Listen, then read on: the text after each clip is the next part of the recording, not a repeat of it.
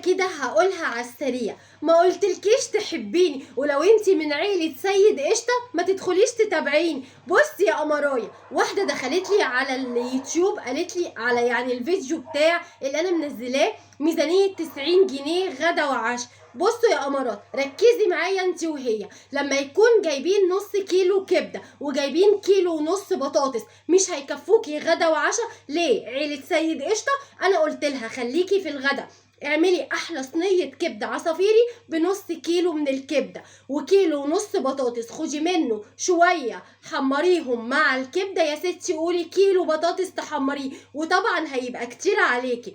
اما يكون كيلو بطاطس مع نص كيلو كبده واتغدينا وشبعنا، مش هيفيد كمان نص كيلو بطاطس تاني مثلا مش معمول؟ قلت لها خليها على العشاء واعملي بطاطس مسلوقه في سندوتشات. بعتت لي ودخلت لي قالت لي كومنت انا كرهتك من اول ما شفتك، ده دول ما يكفوش غدا بس، دول بجد ما يكفوش غدا بس. ما انا قلت لك شكلك من عيله ايه؟ سيد قشطه، فما تتابعينيش. باي.